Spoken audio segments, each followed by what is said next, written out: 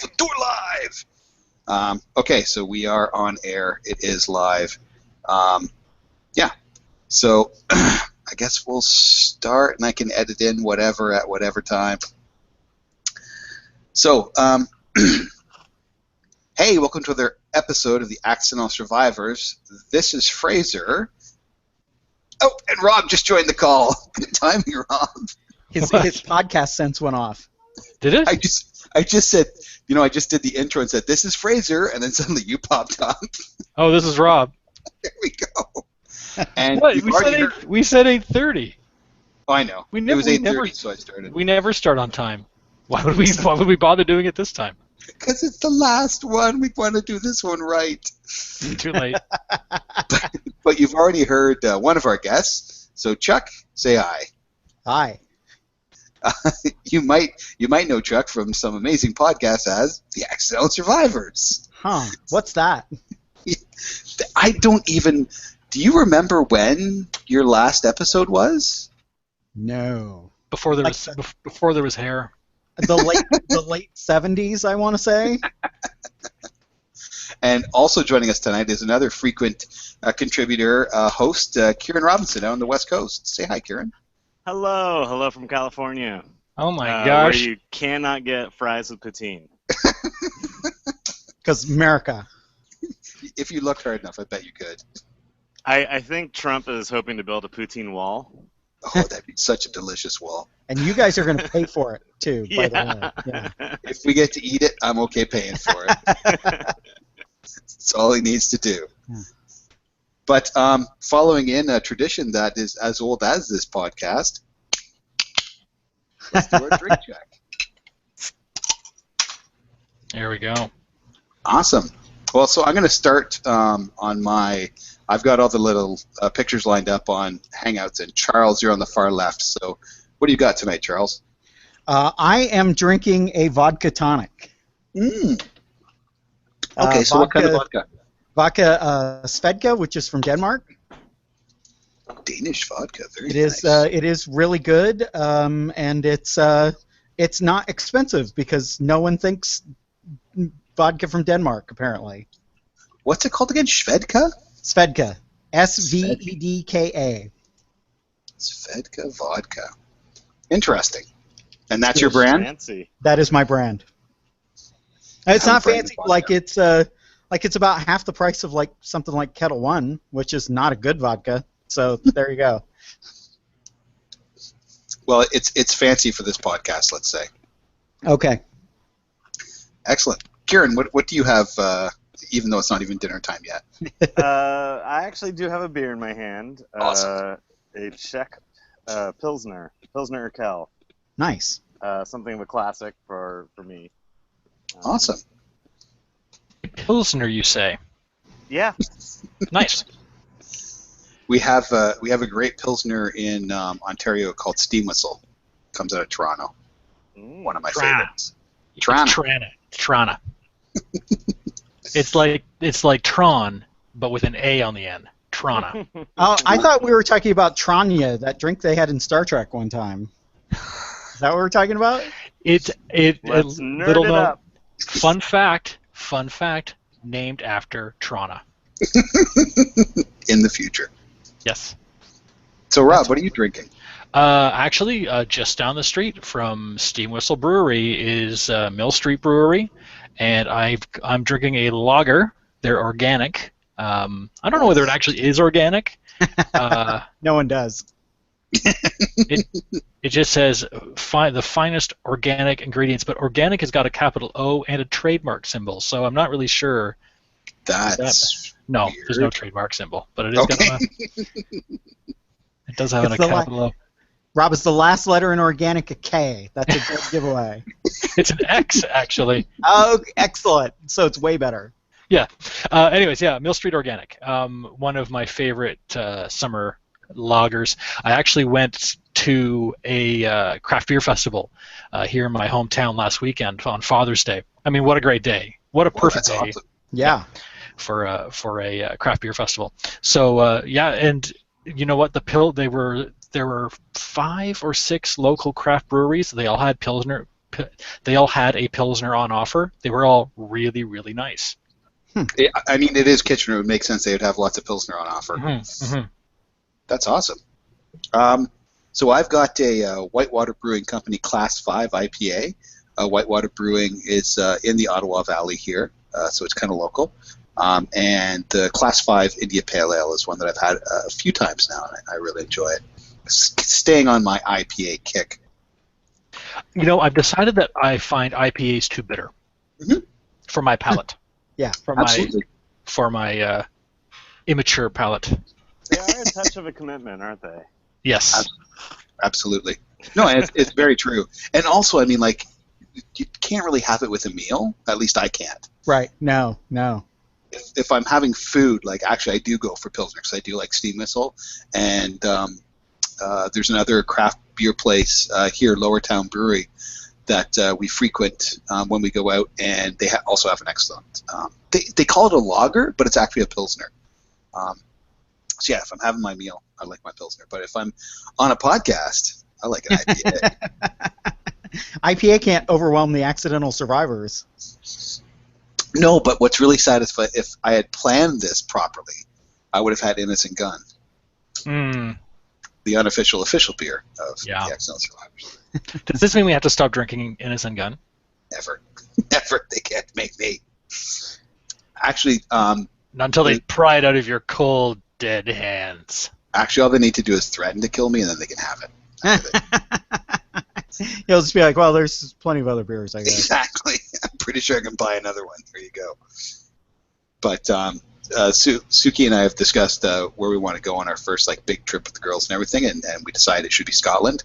So nice. I think a visit to the Innocent Gun distillery brewery will be in order. Yes. In Edinburgh. You can tell them. I have a confession to make. Uh-oh. In all the podcasting that I've done with you guys, I always assumed it was Innocent Gun.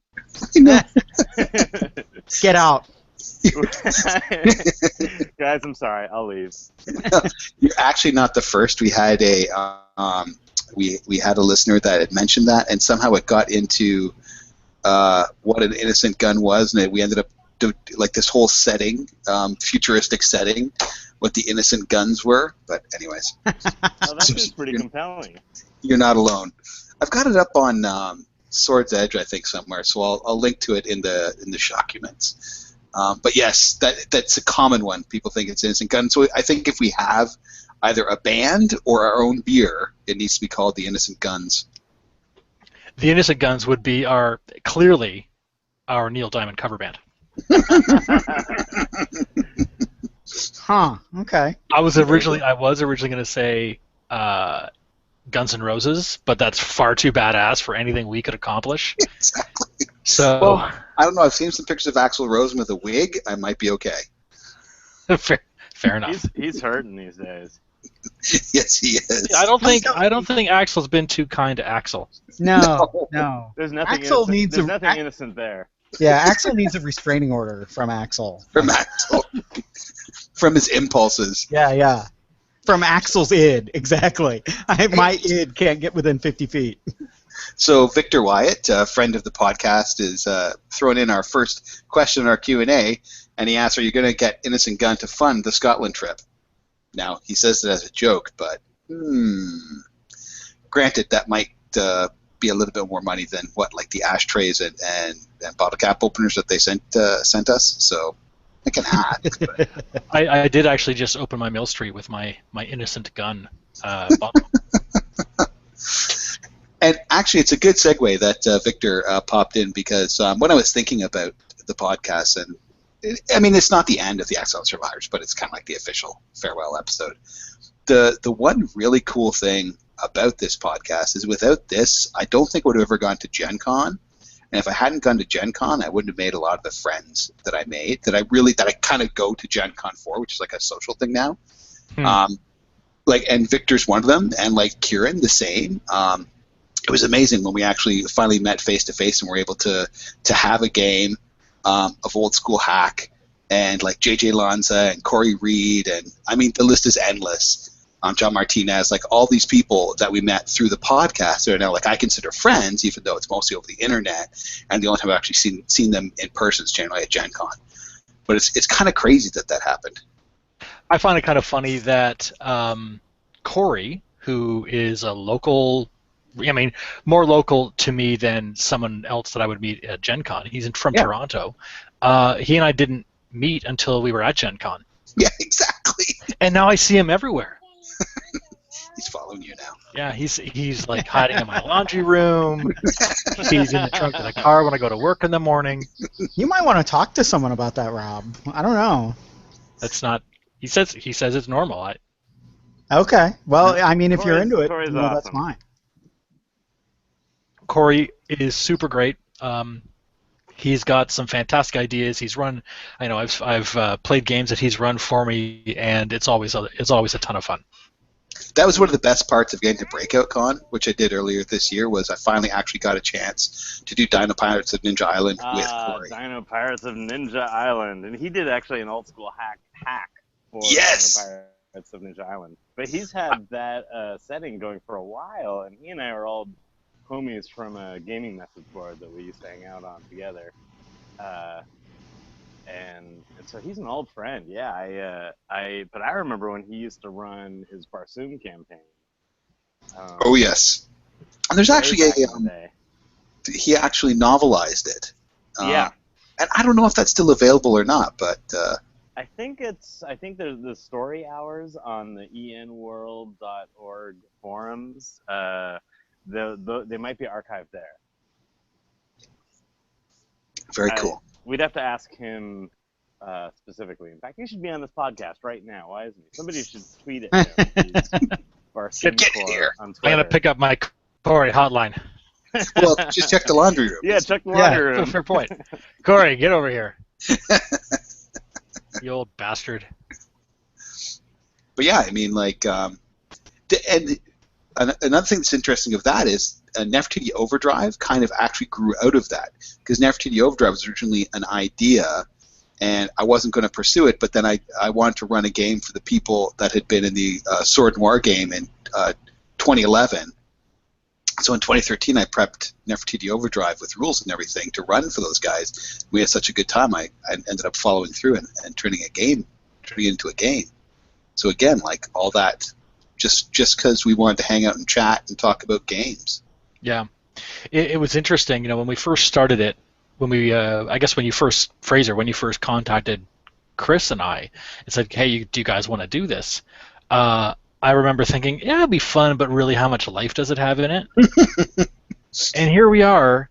It is almost within a couple of months, 10 years. Yep. Because we started the podcast just before, I think, or just after my son was born. It was, I believe it was either September or October of 2006. So it was September. So yeah, he turns 10 the end of next month. I've been measuring the age of the podcast by his age. It's been 10 years. And I know in the last, I don't know, maybe 2 years, things have petered off a fair bit. But the one thing that, sort of, I've been thinking back about it and reminiscing and crying a little bit. The one thing that I'm going to remember the most out of this experience of doing the podcast is not sitting in front of my computer shooting the shit with you guys, but the people meeting the people that I got to meet and becoming friends with the people that I got to meet strictly because we just decided to sit down in front of our computers and chat. Mm-hmm. I was actually recounting on our I guess I posted to Facebook that the podcast was coming to an end, and there's a few people that I follow on Facebook that I've met through podcasting, and one of them being Luke Meyer. Oh, yeah. I remember going to, I think it was Gen Con 2008, it was the first time I had gone, and thinking to myself, I want to meet Luke Meyer, but I had no idea what he looked like. Because, of course, I'm just listening to the podcast. I didn't know what he looked like. Facebook was still pretty new Facebook hadn't even, I wasn't even on Facebook at that point. That was 2008. Anyways. So we go to Gen Con, And one of the panels that we signed up for was with the folks from the Brilliant Gameologists. Yep. And Luke sat in on it, and I didn't know who this guy was. I had never seen any of them, but of course I recognized the voices. Luke's just sort of sitting there. Somebody said something, and he laughed. I'm like, that's Luke Meyer. He didn't say anything. It was just the way he laughed. So I introduced myself after the fact, and I got to meet him, and that was really cool. A few years later, I actually called him when he was running an optical clinic of his own, and I called him there just because I don't know, I had this stupid idea, and somebody answered the phone, and I asked them if I could speak with him and to let him know that it was Gary Gygax, who was dead at that point. Yeah, but you take a call from Zombie Gary Gygax. You take do. a call. You don't put Zombie Gary Gygax on hold. You don't put Zombie Gary Gygax in the corner. No. So he gets on the phone. He's like, "How's heaven, Mr. Gygax?" Anyways, just a funny story. Ha! Actually, it's interesting. Even if we don't count the last 2 or 3 years, we outlasted most of our contemporaries. Competitors. Say it right. Competitors. Well, I don't think we were competing with anybody. Whatever they're dead, you're not. Yeah, and Victor actually points out, I think you guys started the podcast from the same time as Fear the Boot. Each episode has been loads of fun to listen to. It's been great to meet you too. Thanks, Victor. And you're right. It was around the time of Fear the Boot. I think that they had 6 to 8 months on us, but it was 6 to 8 months and about 2,000 episodes. Well, because they did it every week, and they've been solid. I think they're still around. I think they are. Yeah. Well, And why aren't those guys here? They're like the old timers now. But I don't know if you recall Dragon's Landing Inn. Yes. Yeah. With I Lonnie love that Ezell. podcast. Yeah. Lonnie Ezell and Chuck something. Yeah. Yeah, Because I was actually on that podcast before we started our own. I remember. Yeah, and that was kind of the thing that started. It was sad when they stopped. So on our sort of Google Plus stream for this episode, I've been getting some messages from Todd Crapper, the warden. And he was going to try to join us tonight, but he can't, unfortunately. The hamster that runs his internet is just too tired tonight. And he also says clouds have formed overhead, and that makes even listening live not an option. So best he can do is spread all my love all over the podcast and its hosts. That's disgusting. That's kudos not on the job at all. Yeah. Kudos on a job well done, and an endless thanks for having me on with the cool kids a few times. And yes, you must share this on the show tonight. I just did. And Shared. Todd, thank you for being a part of it. Man, Yeah. that's so sweet. But what about the cool kids? When are they going to show up? I don't know. I don't know where he is. The one cool kid. So hey, Victor pointed out that Fear the Boot is at 404, episode 404 last week. Error 404. Wow. And said Dragon's Landing Inn was also awesome. That's one that I think for Rob Justice to start Bear Swarm, like inspired Rob Justice to start Bear Swarm. Can you tell I listen to too many podcasts? Just the best ones, Victor. Just the best ones.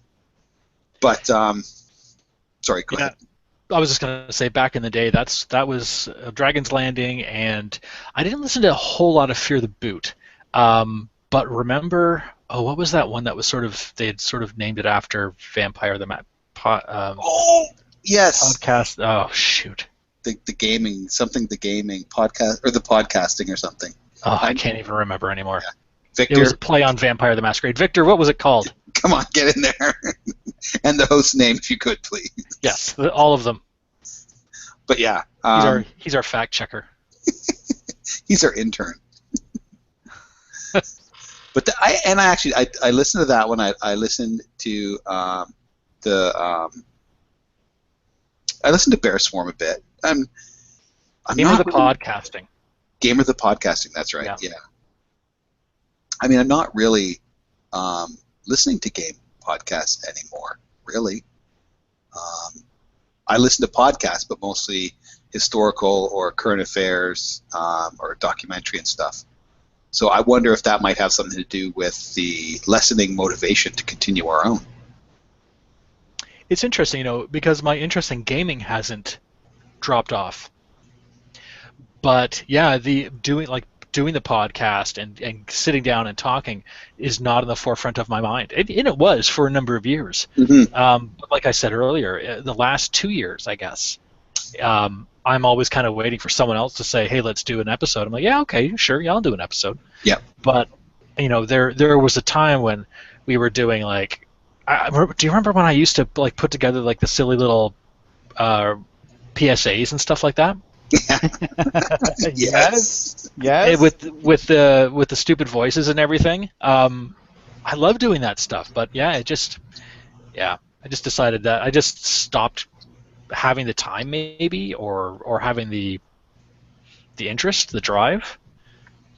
Yeah, and I think the drive is a thing because I think we would make time. I mean, I'm a little bit swamped working on an MA and trying to do writing stuff and everything, and I just haven't made time for it. And there's also, you want to come on, but you want to come on with something that's useful and interesting for people, and it would be great just to get on and just talk, but I don't think there would be a lot of value added for the listeners. Mm-hmm.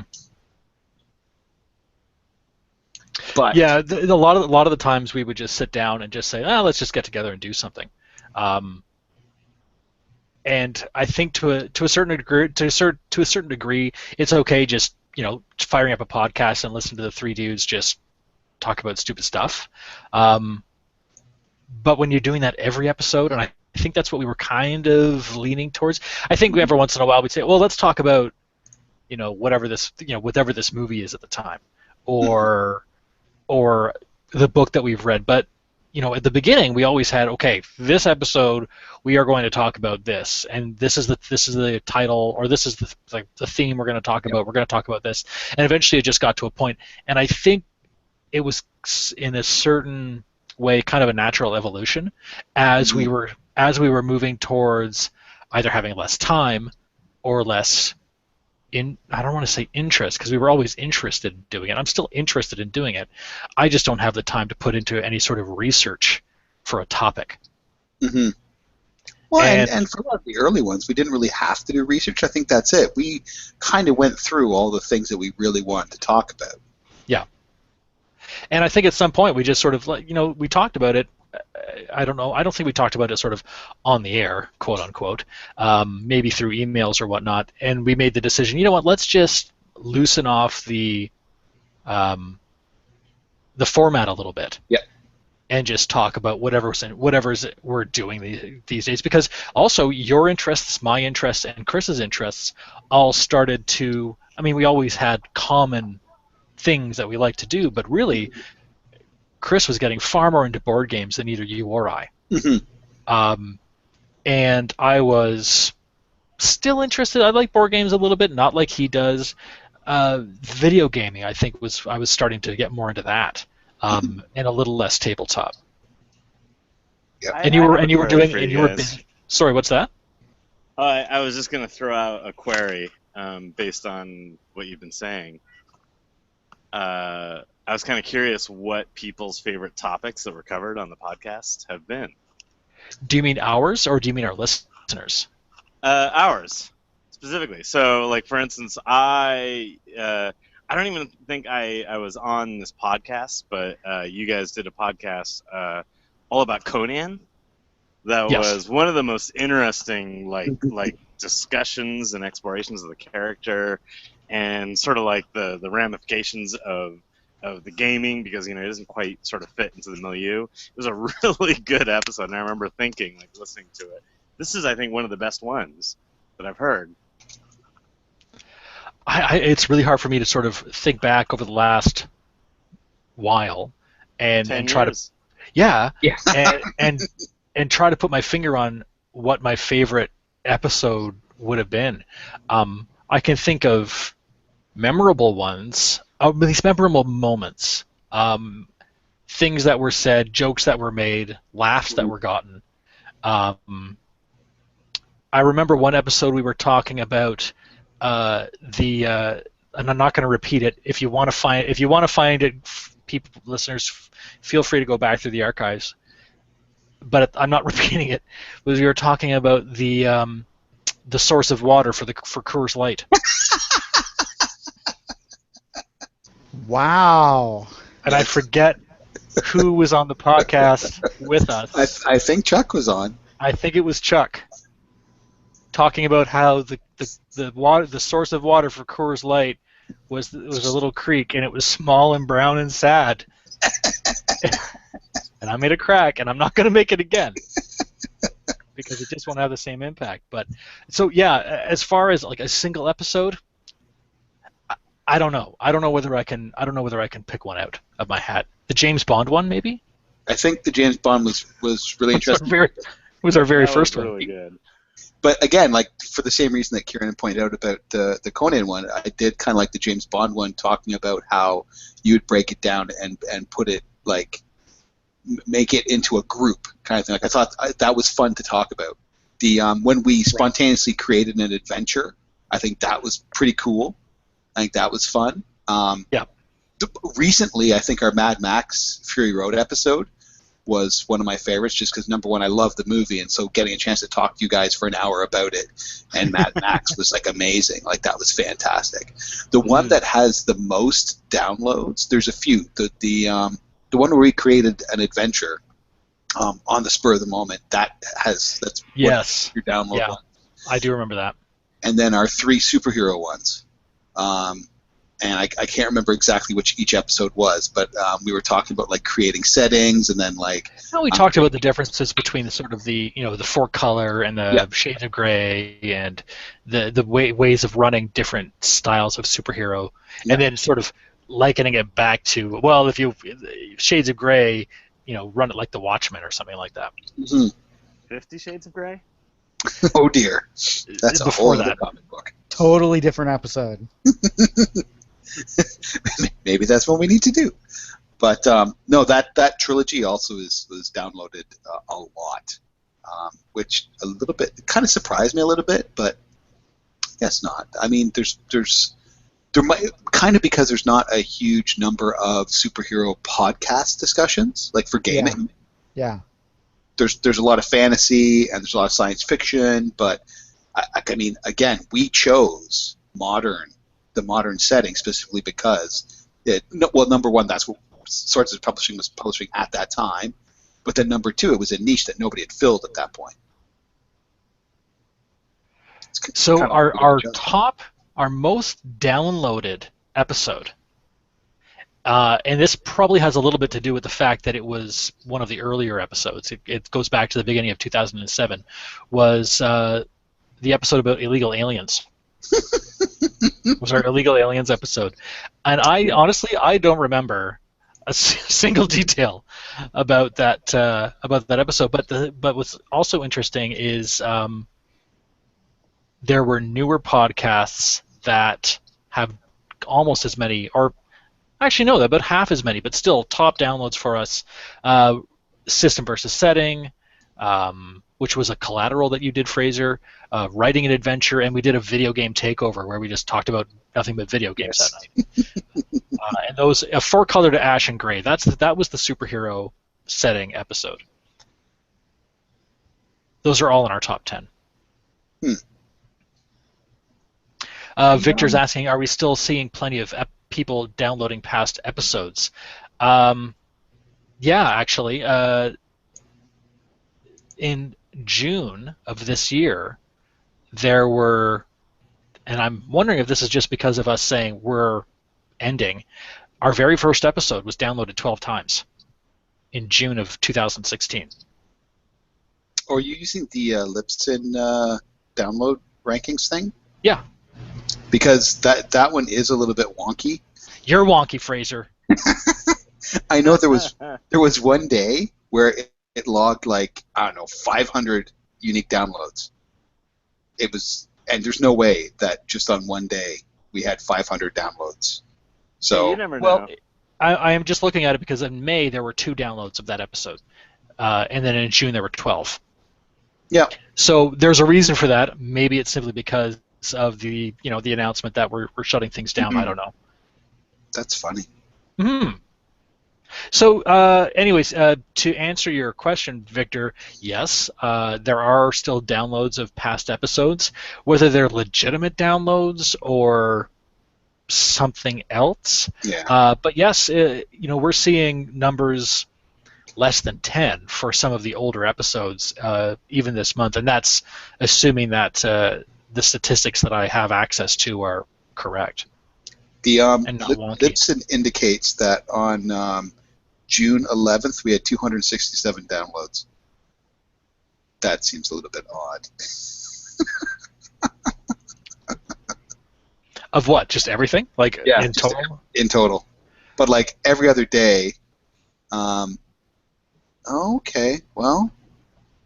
Anyways, every other day it's like 22, 12, 13, some days 53, and then 267. Well, I think that probably because of us saying we're shutting things down, it would have driven some interest for whatever reason. I have no idea why. So based on Libsyn's numbers, our total downloads, and this doesn't count iTunes, by the way. Of course, yeah. The total downloads just from Libsyn, just from like our website and our RSS feed. Again, not your iTunes feed, but an RSS feed. Which is probably where most of it's going to be coming from. I would expect so, but it's 391,494. Which seems in 10 years that's a low number. Yeah, because we're not that popular. No, it's true. We really are a terrible podcast. I'm not sure why you guys are even here. We are pretty horrible. We clearly only have one person listening right now, and that's Victor. Poor Victor. Todd was going to, awesome. but his hamster just can't run the internet wheel. His miniature giant space hamster. Yeah. Yeah. Sean Kelly wants to, but he's on mobile, and our technology doesn't allow for mobile listening. We suck at that. So, and we're missing the most provocative host of the trio. Yeah, I'm not sure what's going on with Chris. I guess he decided to pack it in early. He thought we did this last week. He's like, I distinctly remember recording the podcast last week. I'm fairly certain you were drunk. Well, so what about? So I've said what I remember out of our past episodes, Fraser. What about you?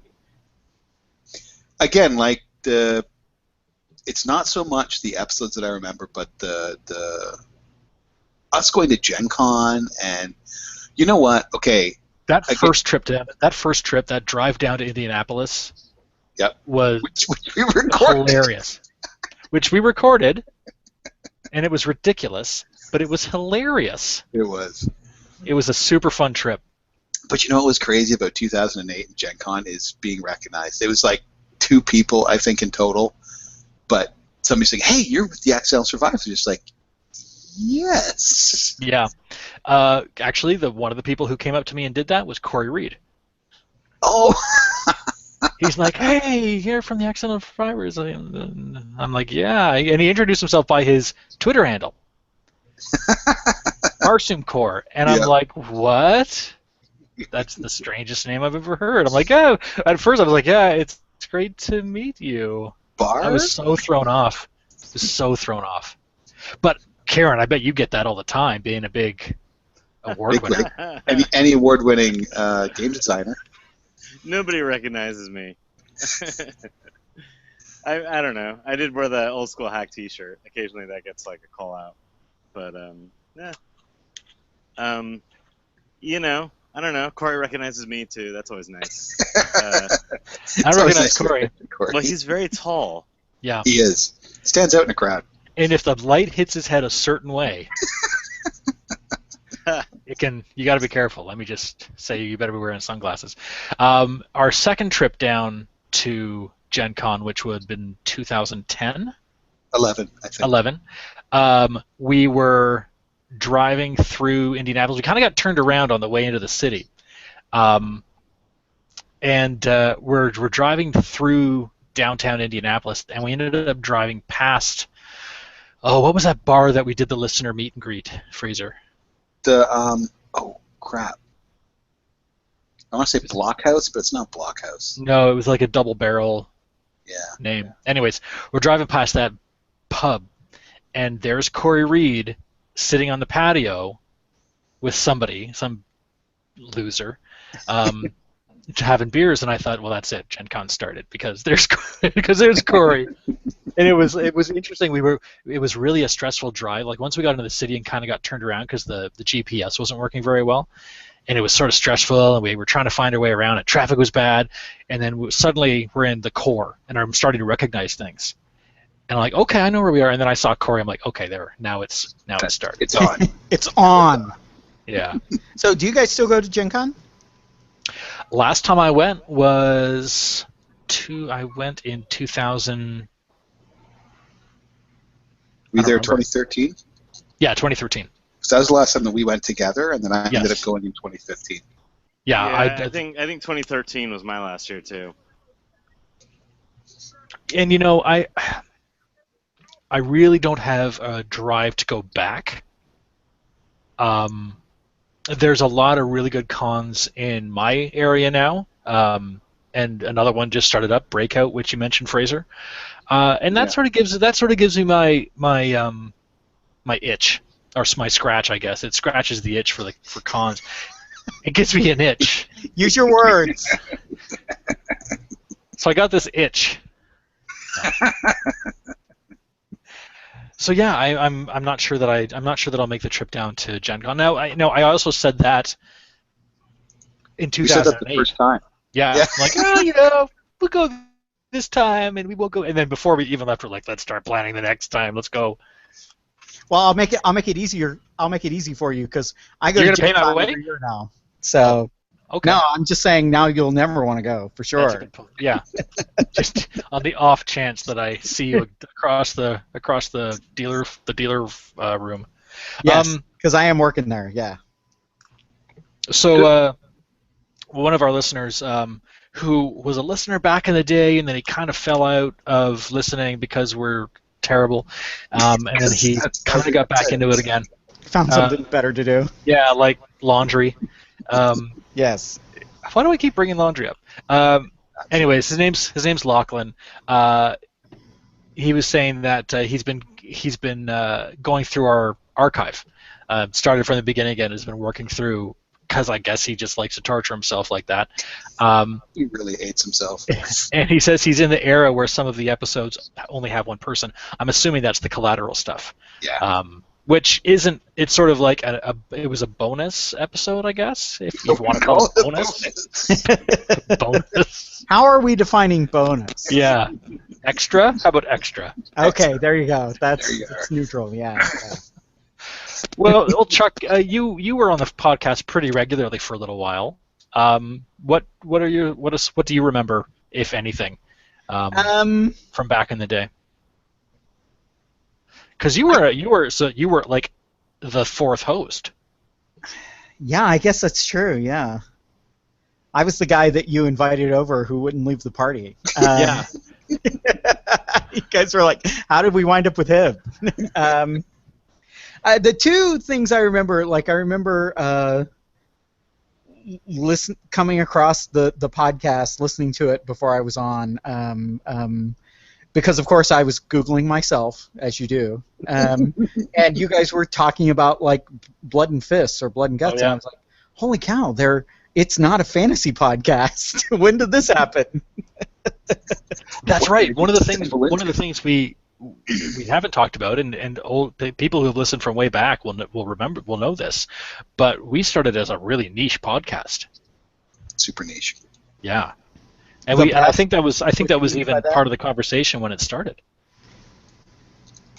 Right. Yeah. Well, yeah, because you were talking about modern games, which was kind of my wheelhouse there.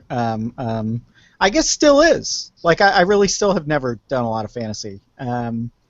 But and then of course the other thing I remember as kind of my personal highlight is when I went on my infamous G.I. Joe rant and insulted the entire nation of Brussels, of course.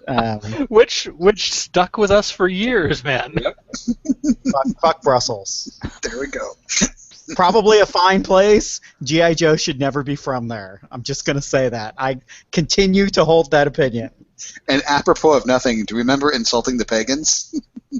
Yes. I don't consciously remember that, but fuck pagans. Seriously. Get a life. Come on. 2016. Okay. Trudeau said it himself. Yeah, there you go. Yeah. Look, paganism is fine.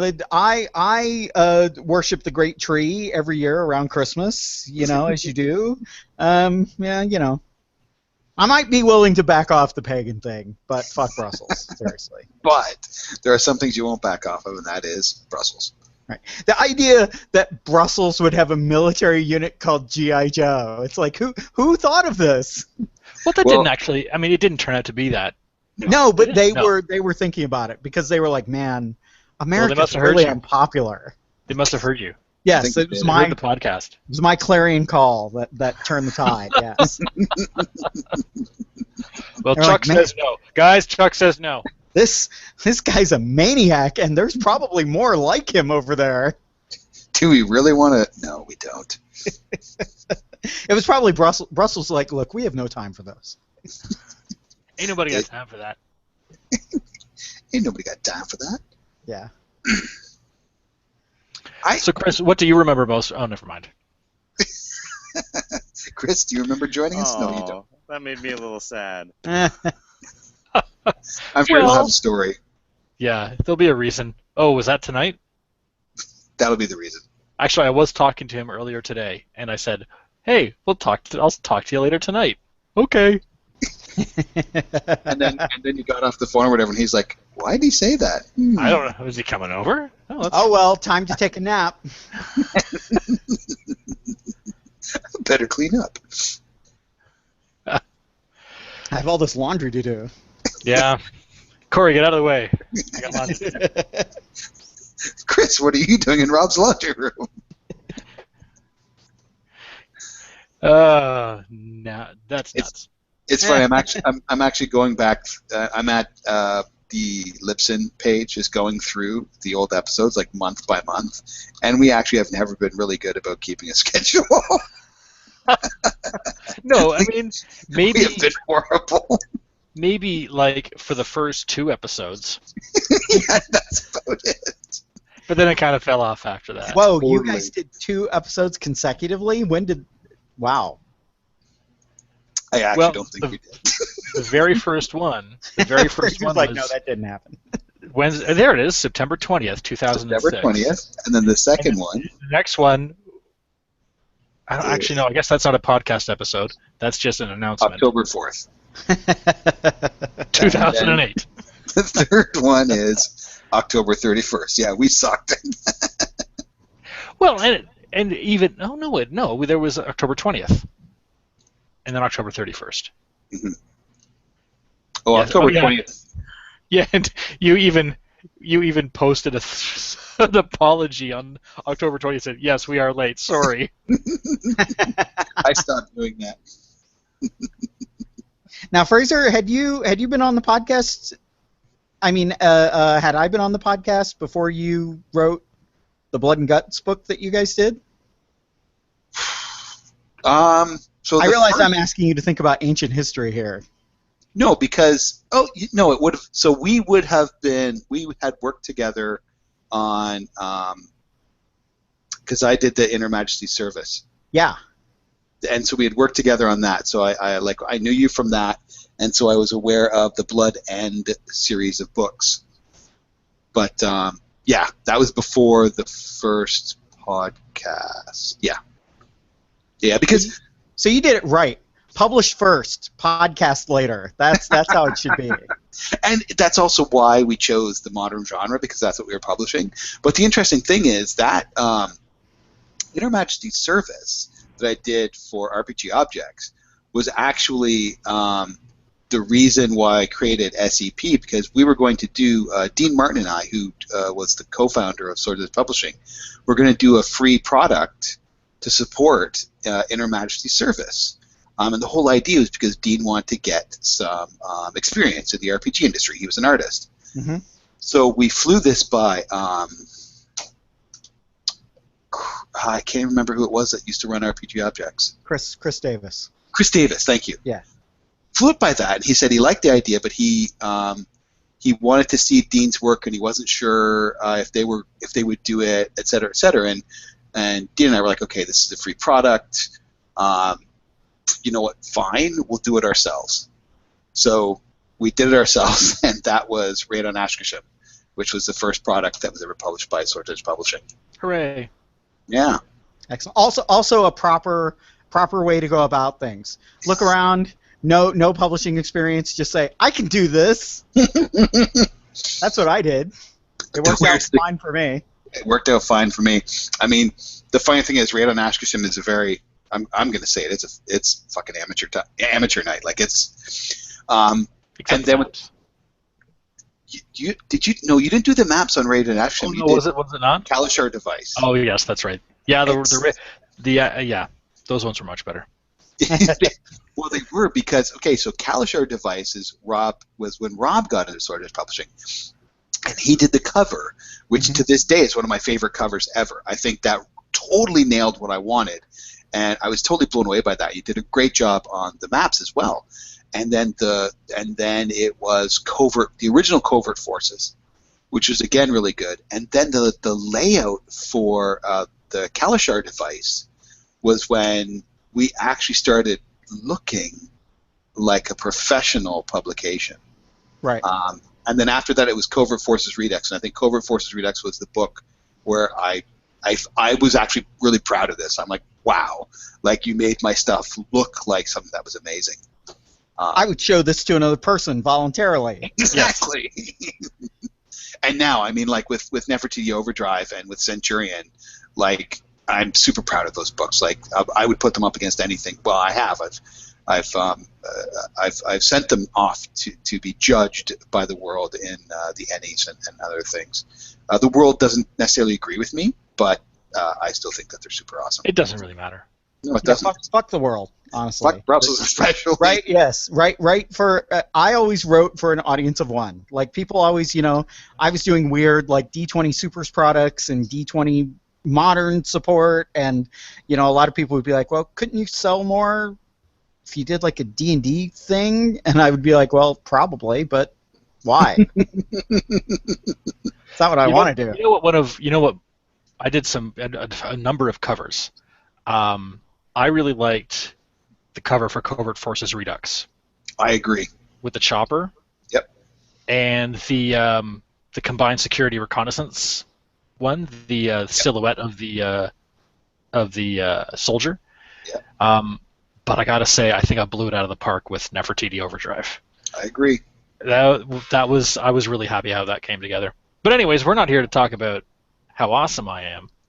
Well, we kind of are. Yeah, we are. But you know what? The Centurion cover actually turned out really well too. I'm happy with all of them, dude. The thing about Nefertiti Overdrive is you had done 3 covers for that, which really helped. But I think the thing that actually got it kickstarted had nothing to do with my capability of writing a game. It had everything to do with your cover and then Kieran's art. And yes. in the second one, where we had decided on a cover, we decided on the white cover, and I had action art from Kieran instead of static art, and that's what sold it. Mm-hmm. I could have written anything, and I could have kickstarted that book. But anyways, Accidental Survivors. Yeah. No, it's all connected. We'll talk about whatever the hell we want to talk about. I was going through our archive of past episodes as well, and I got a bit of a chuckle because originally we used to be pretty good about, or me. It was usually you. Sometimes I did them. The episode descriptions where we would do the news and views. Oh yes. The list of features, inspiration, and the hook, and in one of the features. We did a feature on Rowdy Roddy Piper, and I don't remember that. Which episode was that? That was Illegal Aliens, episode 5, Illegal Aliens. Best Man, where was I? fight scene, I believe, in any movie is Keith David, Rowdy Roddy Piper from They Live. Yeah. Yeah. Maybe the best movie fight scene of all time. Did you That hear is a that really good scene. they're bringing that back? They Sure, Live? because why not ruin it? Well, you know, It was they're great. bringing everything back. It was Like- great, so let's slowly ruin it. Getting Yeah. ruined. I don't know whether they're redoing it or whether it's sort of like They Live Again or They Live Once More or They Lived or like a sequel or a part 2. But yeah, they're dipping deep into the barrel for that one, I think. Well, I mean, at this point, isn't it ripped from today's headlines? Because Donald Trump is clearly one of the aliens from They Okay. Live, right? I mean, I if you think so. saw him, I mean, he doesn't even look all that different. Rowdy Roddy Piper. Just can't get over that. Yeah. Rowdy Roddy Piper. We did a feature on Rowdy Roddy. No, we probably just talked about him. We just talked about him during the feature because of They Live or something like that. That makes sense. Right, because you were talking about aliens. Yeah. Yeah. So, of course, you're going to talk about the greatest science fiction movie of all time, They Live. Starring the greatest wrestler of all time, Rowdy Roddy Piper. Exactly. Yes. And our greatest living actor, Keith David. Yeah. Well, it's interesting looking back on some of these old episodes and seeing I was going to say the evolution. It's actually more like a devolution from when things were organized and we were like Yep. having discussions beforehand. Okay, let's talk about this and what's our topic going to be. And yeah, we didn't go so far as to like write our jokes. That usually came pretty naturally. Wah, wah, wah. Trombone music. But then as the years rolled on, we weren't even doing show notes or shockuments anymore. No. Just like, yeah, we did a fucking episode. Here, listen to it. There's stuff. Jerks. Your drunk But uncle talked into a mic for a while. Listen to it, kid. Actually, I got one of the most fun episodes to record was the episodes recorded at the very first CottageCon, Oh, yeah. Nice. where we were trashed. Well, okay, hold on. You guys got drunk at a gaming convention? We got Well, drunk I at refuse no, to even believe better. I refuse to believe it. We got drunk at my family cottage Yeah. and Okay. recorded. Now it all makes sense. You guys were in a cabin in the middle of the woods. Were there any firearms involved? This is Canada. No, of course they're not. Don't you guys hunt? Oh, there's plenty of No, we just hunt for. Never mind. Just the most dangerous game? That's right. Man, we hunt. We What's new we with it? we kidnap someone, release them into the woods, and hunt them. That's That the was worst we do. That's really the Sounds, worst. sounds like a good time. Yeah, so we sat down. I think we had already started. We started drinking, and then we started recording. So we were already half in the bag by the time we turned the microphones on. And the other thing that made a difference, it was the first time we had ever sat down together in the same room to record a podcast, and the energy was completely different. Yeah. Right. Well, Victor's- also, Oh, sorry. Go ahead. we I think we recorded 3. We did in one And- sitting. Yeah, so you can hear the You J- get drunker? yes. So like by the 3rd one, we're just a complete mess. And then I get angry and tired. And there were moose jokes. Yeah. So Victor's asked or mentioned it again. No, that's a question, I guess. There's a question mark in there. His question is, was everyone doing different names for their show notes? Dragons Landing In called theirs schnotes, and you had your shockuments. And I think we actually made that decision during an episode at one point. Like the first episode where we mentioned that Dragon's Landing and called them schnotes, so we were going to call them shockuments. And yeah, I think somebody else, some other podcast, had a different name for theirs as well. So we were just like, well, fuck it, we're going to call ours shockuments. And now nobody talks about show notes at all. No. We still have links, but I mean, I'm just going to. Well, except we call them schlinks.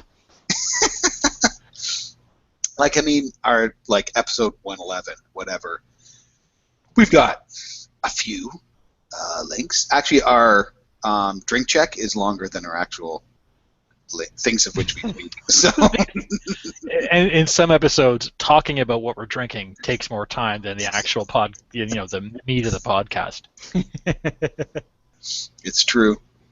Actually, yeah, we didn't. Sorry, go ahead. I was going to ask, this is kind of a non sequitur, but when did you release Nefertiti Overdrive? I somehow missed that. October of last year, Nice. I believe. Okay. That's awesome. I'm pretty happy with it. I was just chatting with one of my internet friends, Audrey, and she was asking about how many we had sold so far. So I actually went in and checked the numbers, and it's 95. Now, that may not sound like much, but No, that sounds fine. Look, I've actually done this. exactly, yeah. And just for comparison, so I used a comparison for the 31st of March 2016 because I had the numbers from everything, from IPR, from IGDN, from Amazon, everything. So for Nefertiti, it was 58 at that time, which had been released in October 2015. For Centurion, which was released January 2014, it was 182. Again, pretty happy with that. Yeah. Kiss My Axe, which was released December 2011, it's only 211. Kiss My Axe is my redheaded stepchild. And Sword Noir, which was released April of 2011, has 643. Super proud of that. Nice. That's everything. That's download, print, everything. Mm-hmm. So, at least everything I got paid for. I don't count all of those have been at one time or another part of the bundle of holding. Right. Which, again, thousands, right? But it's not the same. Like, I don't count those as sales. Because it's hard to say if I guess just because it's hard to say if somebody bought it because of that book or bought it for something else and yours got included, kind of thing. Yeah. Right. But yeah, so pretty happy. So when we first, oh, you know what? Lachlan, who I mentioned earlier, is listening to us live right now, but he's also got a pretty good idea of what we did way back in the day because I said he's been going through our backlog. And he says that we did decide to call our show notes Shockyments during an episode as a joke. And in our first few episodes, we actually did refer to our show notes as as schnotes. And he actually found us via Dragon's Landing Inn as well, which is what had gotten him into a podcast in the first place. But what caught his attention is that we were Canadian, and that's why he started listening to us. And I guess maybe he felt he was obligated to keep listening to us. I don't know why. This is my patriotic duty. It's like, as a oh, Canadian God. citizen. No, it's more like, oh, Con rules. this is my patriotic duty. Oh, goddamn. But our MP3 players actually have a certain percentage of Canadian content that have to be on that. 30%. 30%. It won't work, so... Yeah, it's a CRTC ruling. You have to have 30% Canadian content on your MP3 player, or else it That's the way it works explodes. up here.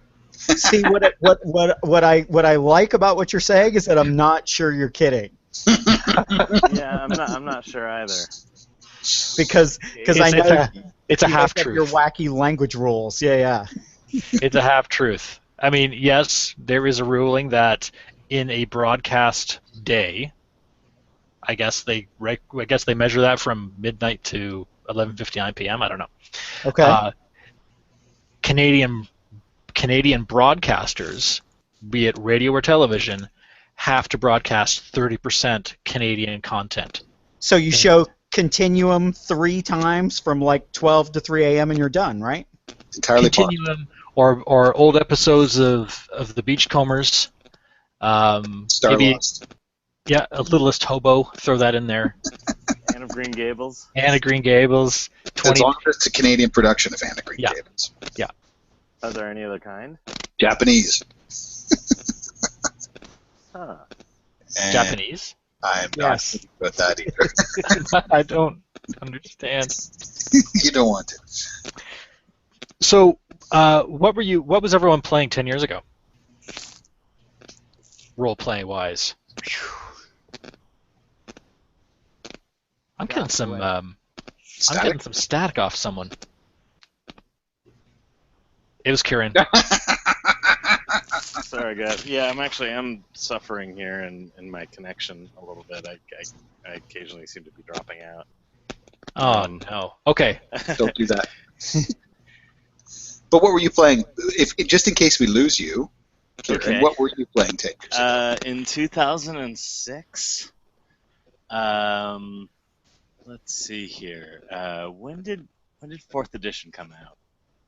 Oh, 2008. don't tell me, Kieran. Yeah, well, it wasn't 4th edition if that came out in 2008.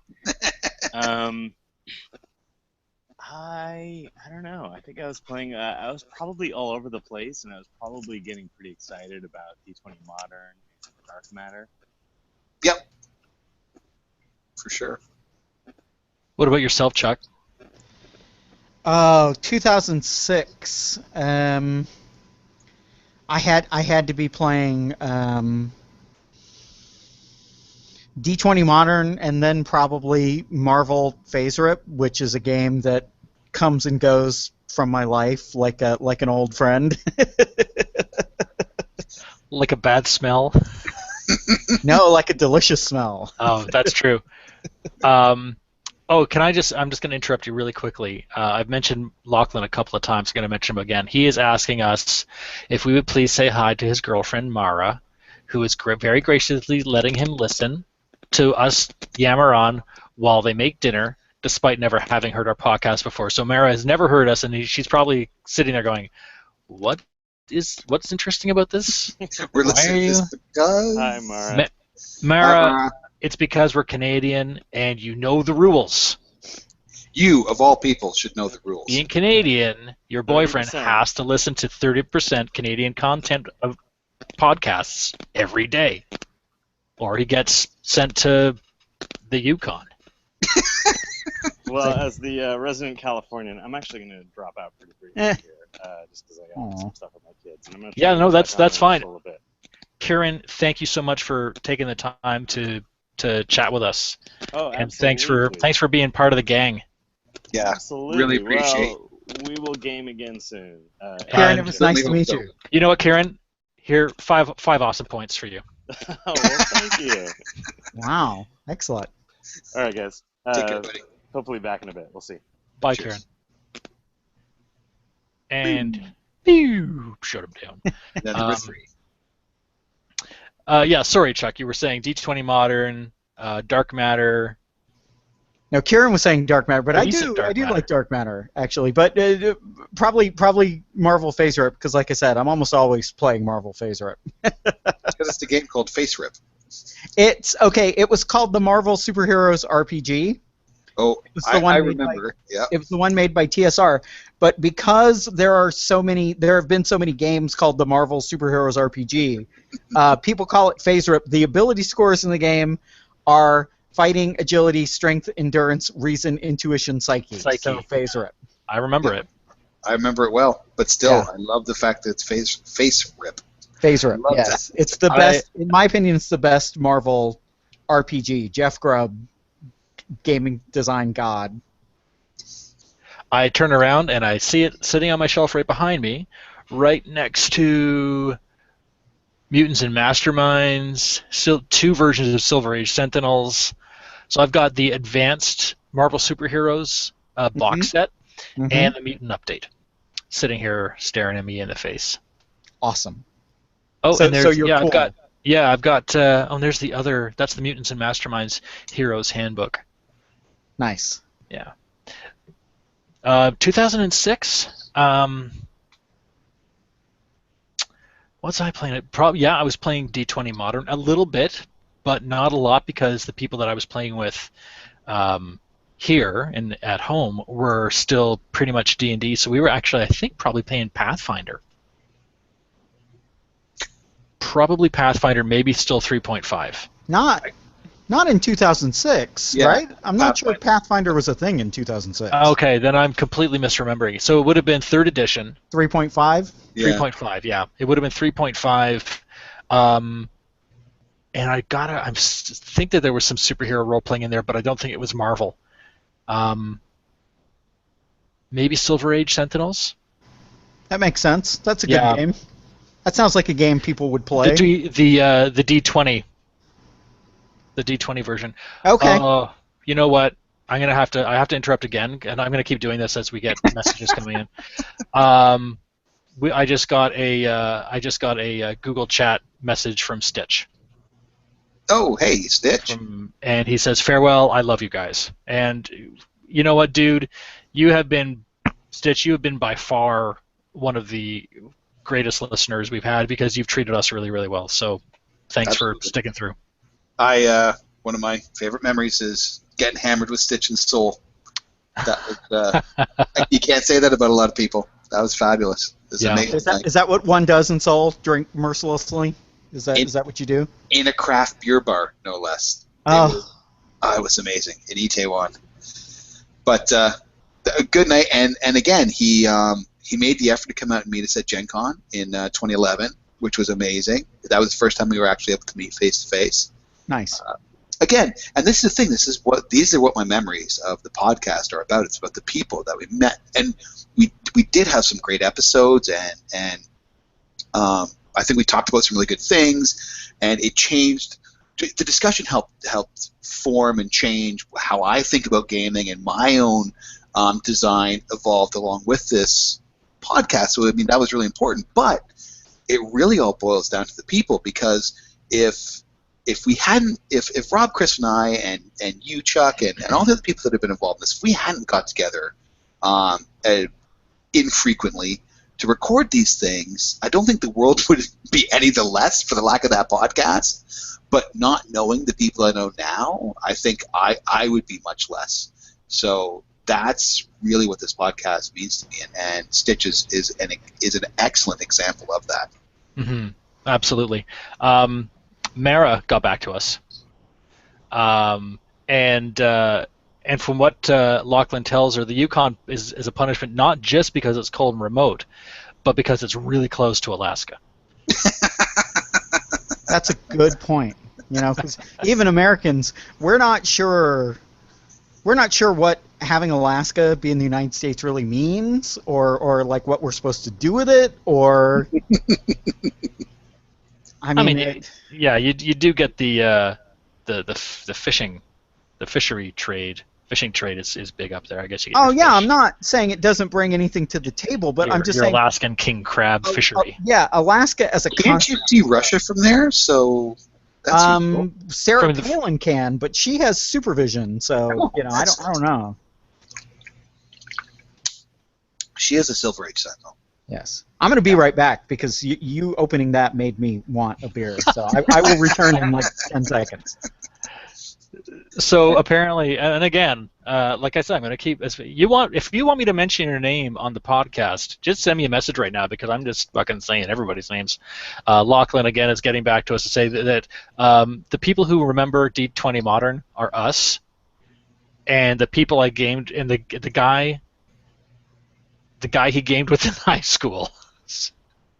So that's No, so it's you four, so us. The people he gamed with in high school, and Stan, exclamation mark. Oh, that's right. One of the designers of D20 Modern. Yes. Of course. Love Stan. Stan. Okay, hold on. I'm going to do this live on air. Hold on.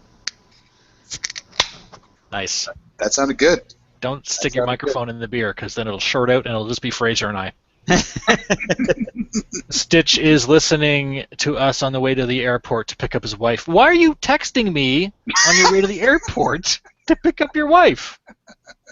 Focus on the road. Jesus.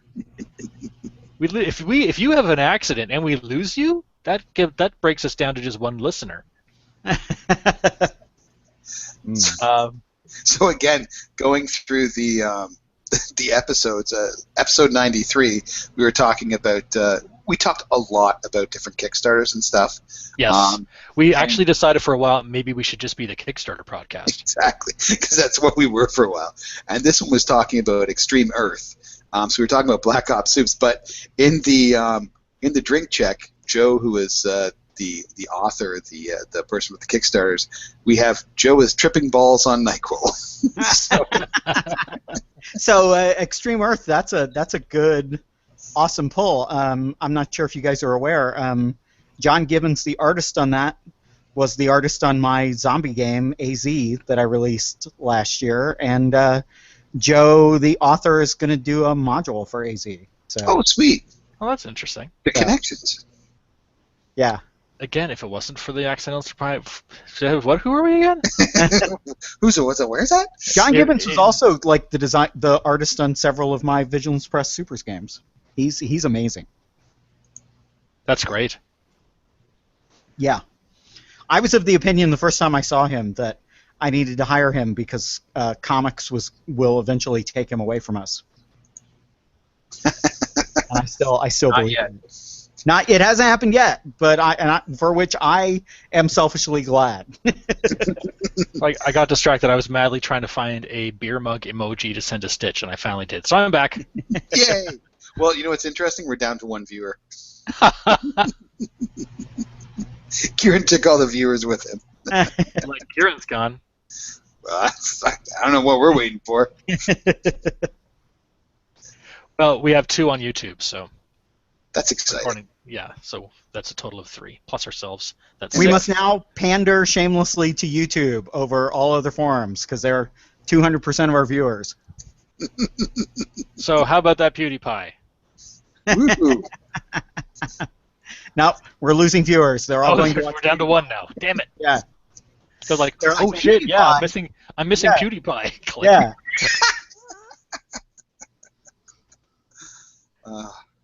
All right. Well, I don't know if there's much more to say. I kind of don't want this podcast to end, but Yeah, I know what you mean. And I feel bad because Stitch is racing home to have a beer with us, but I don't know how long you're going to be going to the airport to pick up your wife. Yeah. the flight's delayed.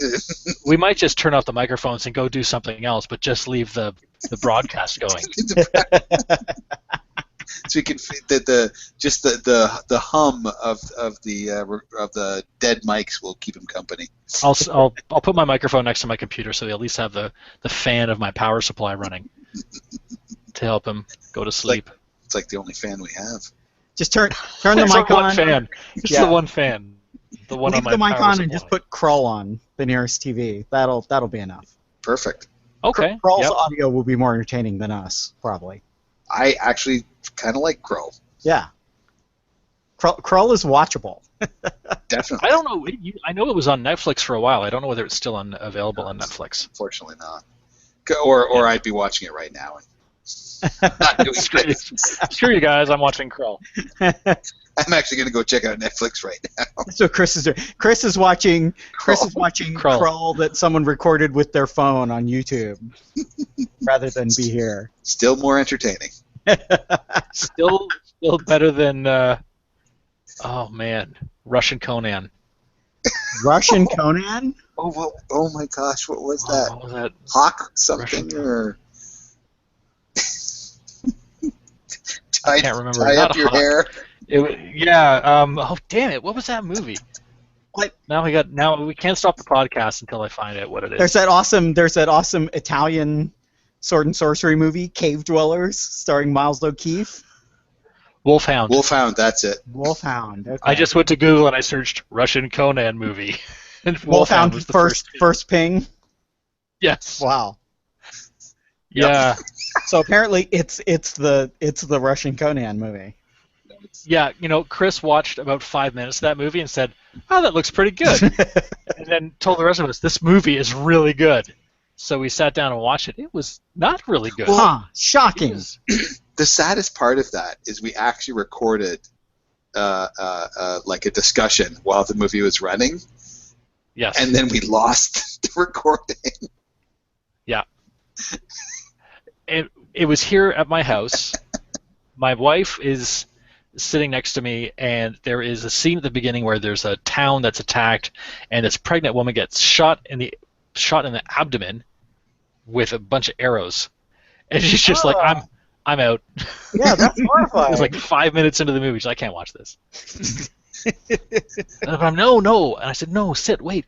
Chris said it was good.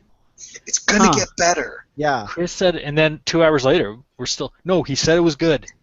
At some point, it's got to be getting better. And then the credits rolled, and you guys were like, "Oh, this is the good part." Yeah, it really was. So it's funny to me as we talk about modern games. I was reading the X-Men story Days of Future Past, and it's set in the far-flung future of 2013. Yep. Yeah. Where Sentinels rule the United States and mutants are in concentration camps. You know, that happened. And so it's funny to me now how like so much of the science fiction I read as a kid is like I'm living in it, and it's fucking boring. How did this happen? Where's my hover car? Where are my jetpacks? Right. Well, I mean, just think of 2001, right? Space Odyssey. Yep. Right. Right. Or Space Gigantic Space 1999. Station. Yeah. Space 1999. Space. Right when the moon left Earth's orbit. But was not otherwise damaged. No, it was fine. Nor was the Earth. Right, the and Earth. also they would do Planet of the Week episode, Star Trek style, where the moon would get trapped in a planet's orbit and then would shoot away at the end of the episode. And somehow travel at interplanetary speed. I Yes. do not remember this, and I'm so Yes. glad. Yes. Martin Landau left Mission Impossible to do Space 1999. I hope he at least got paid more. So I had heard, I had again, one of these things, nostalgia, and I was reading about it, and I was reading these really good reviews. I guess they were contemporary, really good reviews about how thoughtful it was. So I went and I watched the first episode. Yeah, it's dumb as hell. Oh, Yeah. Garbage. My gosh, Yeah. is it garbage? I'm not just talking about the science or anything, but just compared to the Star Trek, the original series, which, granted, had some really bad episodes. But if you go through the first season of Star Trek, you have a lot more quality episodes than you have bad episodes. Oh, absolutely. Yes. Space 1999, there's Yes. And between the first and second season, and you can tell obviously as a kid, when I was in fourth grade, I didn't have a lot of science fiction to choose from, so Space 1999 was fine. It worked. It was in space. That's all I needed at that time. But like between season 1 and season 2, they wrote out the moon base's chief engineer and like never referenced him. He just disappears between seasons. The actor's gone. He is never mentioned, not a single time. That's the kind of quality entertainment that you're talking about there. Yeah. We got a couple other notifications in our little chat window here, and again from Lachlan and Mara. First one actually I'm going to mention right away because it's a really good idea to mention this. He says anyone who needs a modern gaming podcast fix, he'd recommend. Looks like there's 3 of them that he's recommending: the Miskatonic University podcast, The Good Friends of Jackson Elias, and Ken and Robin Talk About Stuff, which is fairly close. I mean, I believe Ken and Robin Talk About Stuff. They're Canadian. I think they're both Robin Canadian. is. Robin is Canadian. Yeah. Yeah. Ken Hite is from Chicago. Oh, Yeah, close right. enough. He's an honorary Canadian. Don't tell him that. Hey, Also, you know don't what? tell Chicago that. In a few months, he may appreciate it. He says, to fill the accidental survivor's hole, Lachlan, that's a big damn hole to fill. Have you seen us?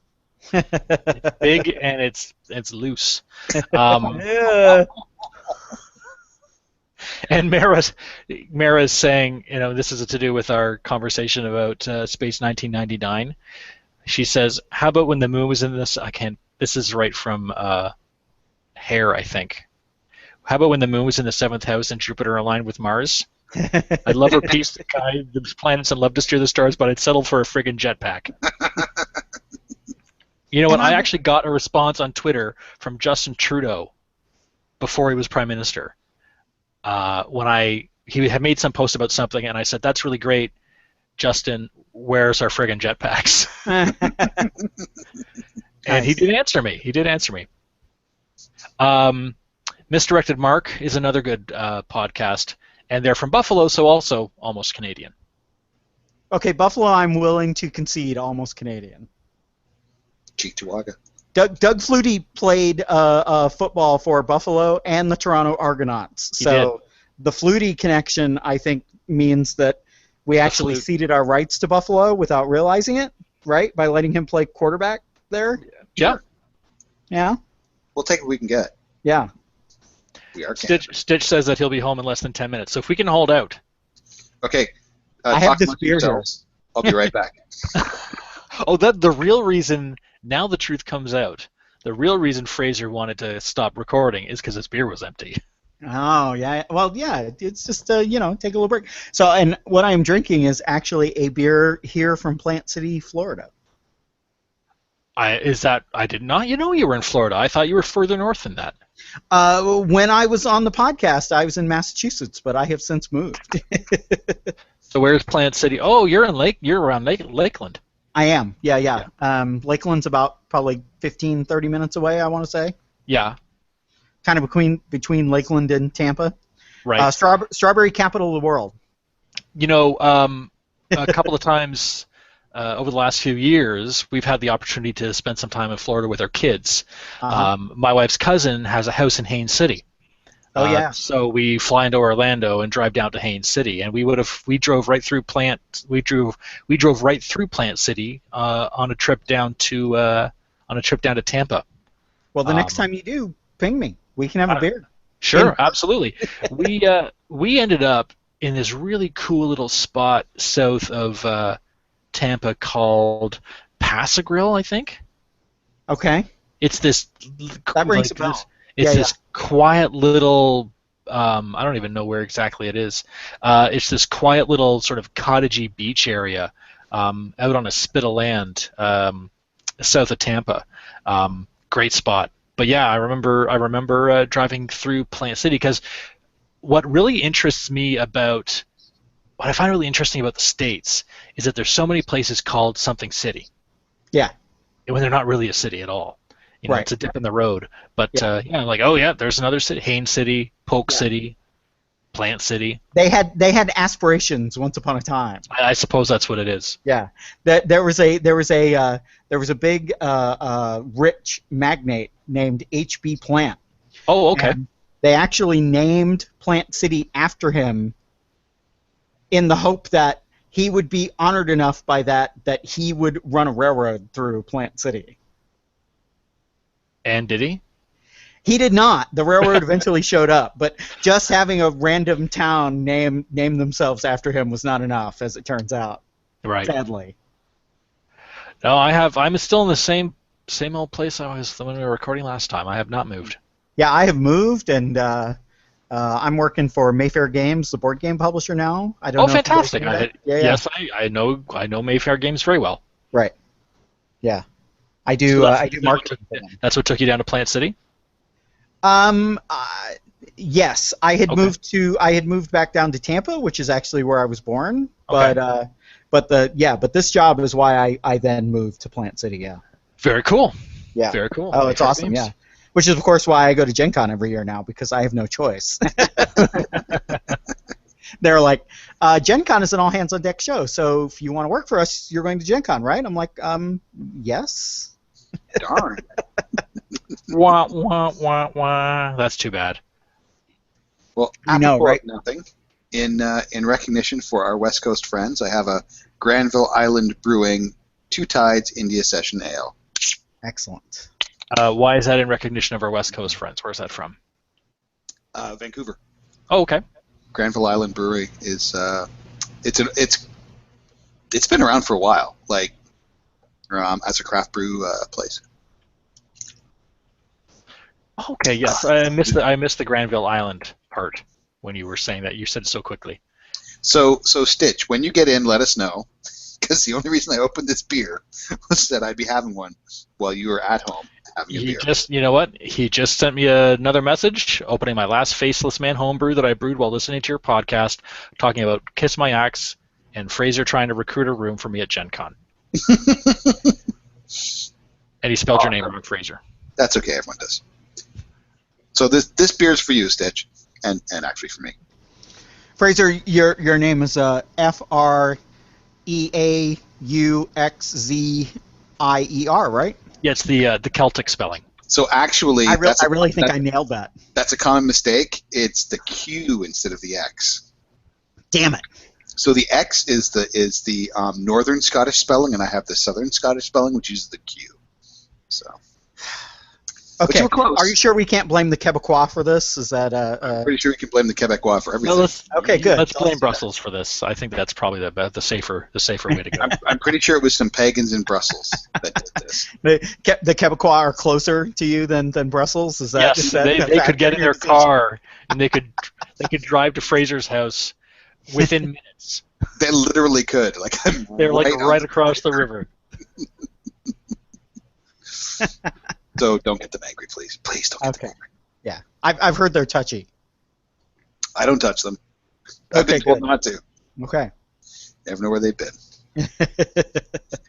So Lachlan says about Granville Island Brewing, it's a Vancouver brewery that went mainstream. I don't know. They're India Sessionelle. They're Two Tides India Sessionelle. It's pretty darn good. Are they owned by Labatt's? Because that's what happened to Mill Street. That's going mainstream. That's selling out to the man. Now, when Labatt's buys a brewery, does that mean it's automatically shitty beer that you guys export to the United States? Is that Pretty how much. that works? Yeah. I don't know. So Rob, the Mill Street Organic, have you tasted a difference? No, I haven't. It's still brewed at Mill Street Brewery in Toronto.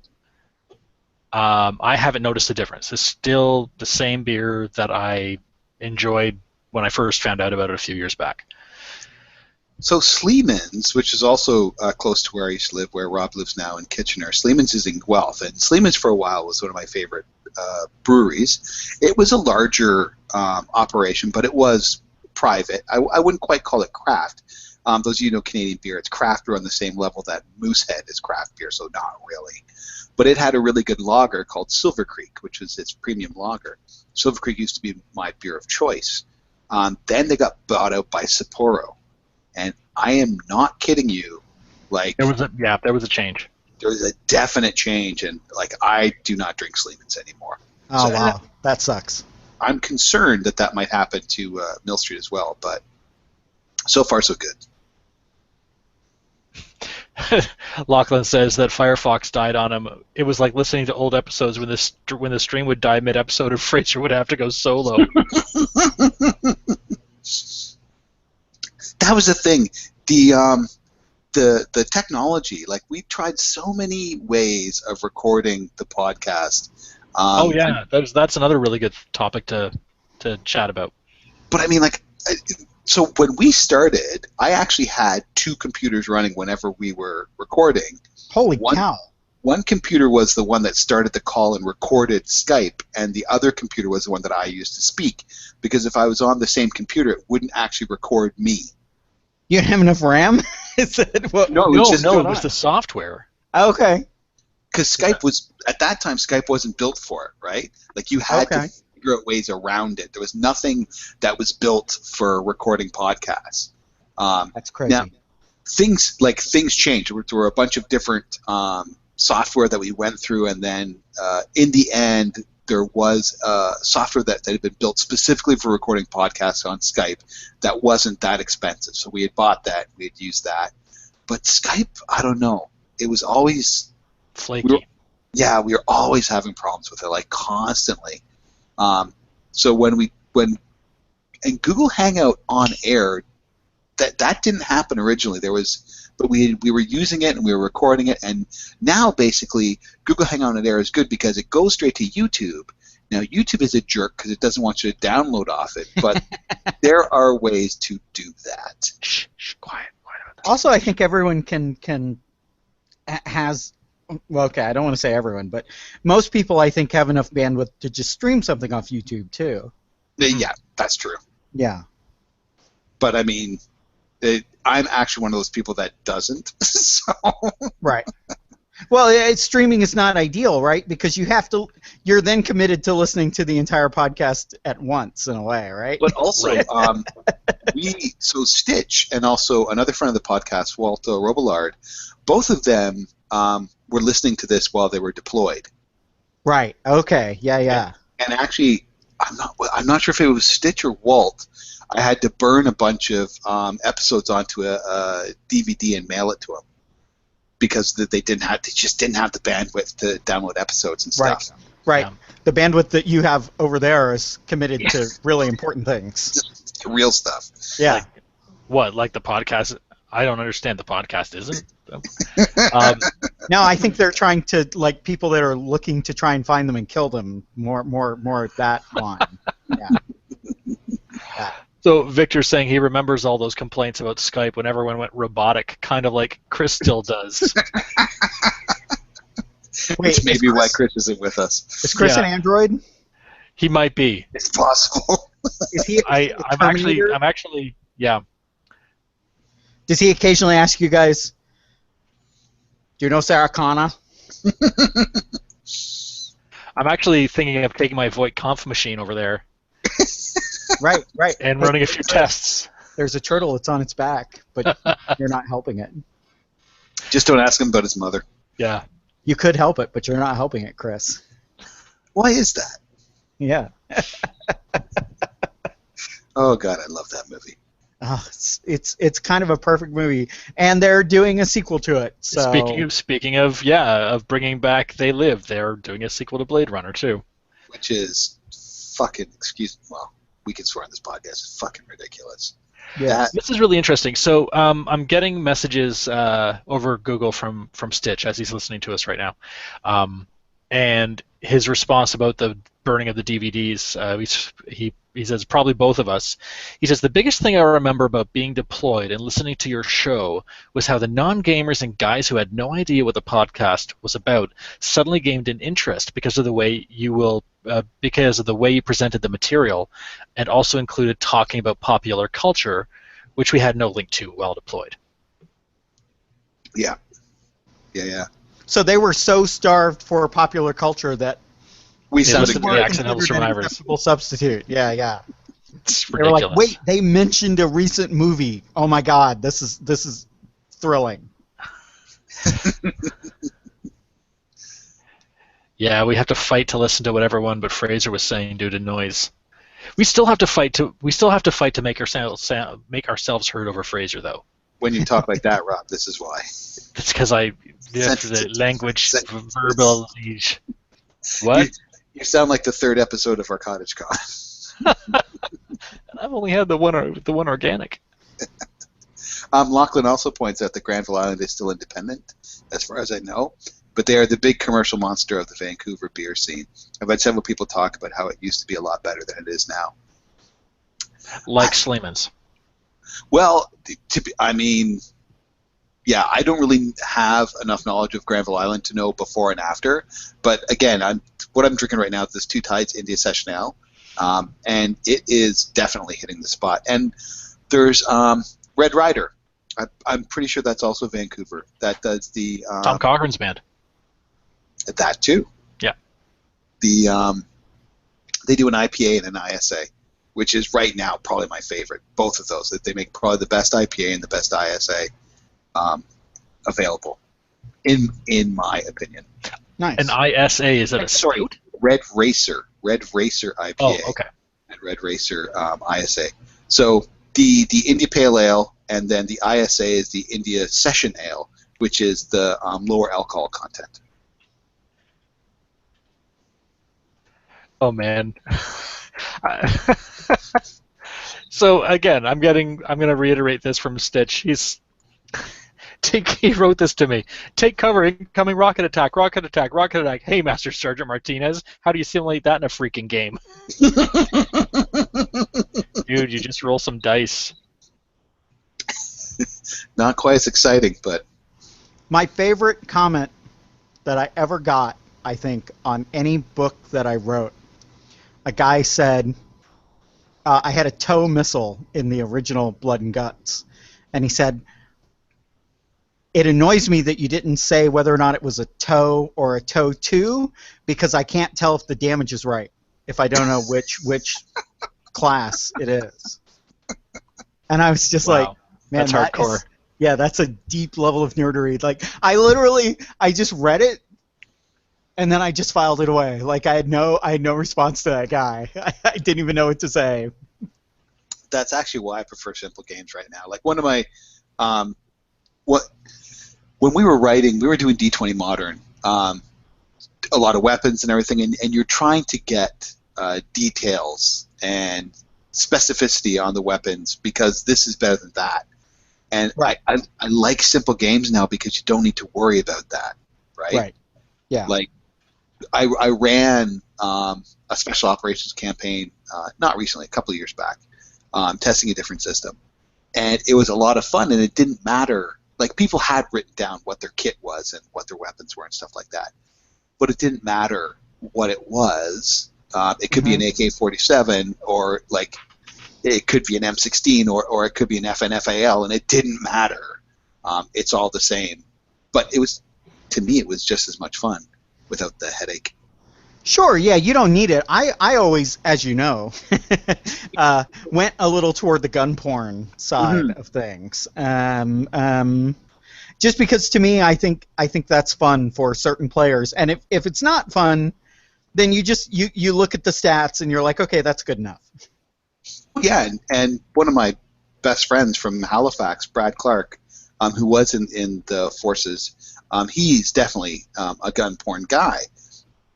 And this is where we diverge because he does want all the specificity on the weapons, and I just want to be able to tell the story and have fun.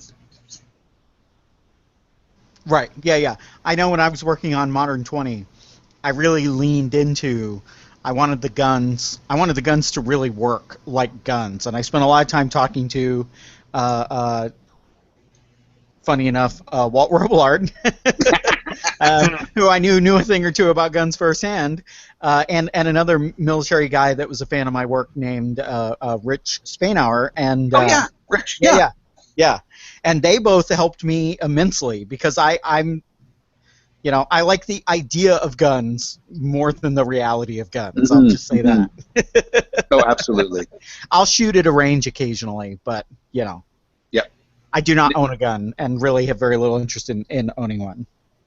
Well, and also, I mean, like people that are in the military that have not just training but actual usage in combat situations with guns can certainly tell you better than a game designer how these things are supposed to work. Right. And that was, I actually think, one of the things that kind of got Blood and Guts' attention from those guys is that they could tell that I actually cared.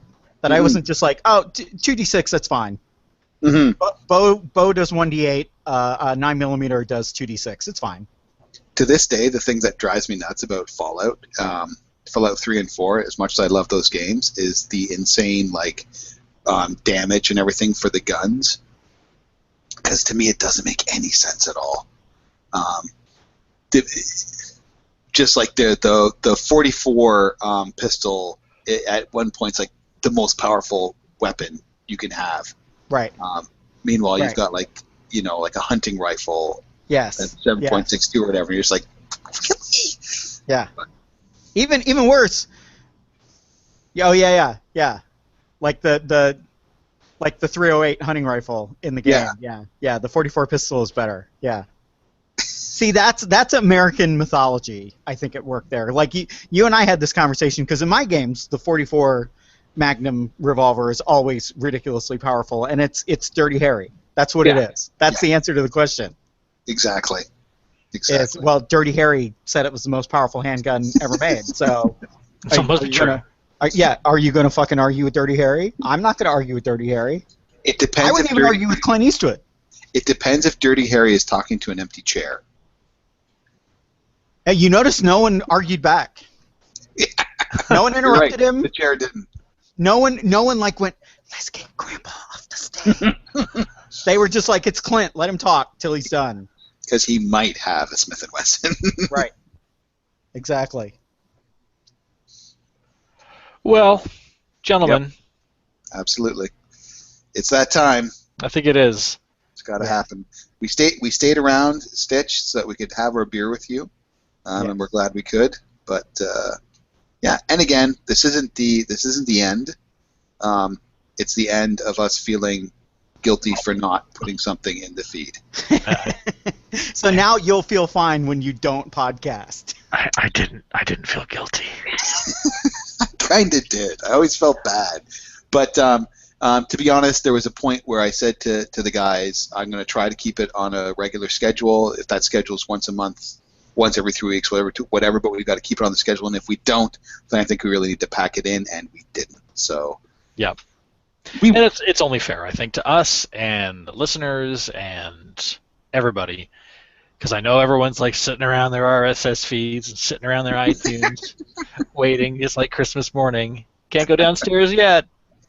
It's not early You enough. accidental survivors. It's too early. Can't go downstairs yet to look at the stockings to see if the podcast is there. And whatever you do, don't go in the laundry room.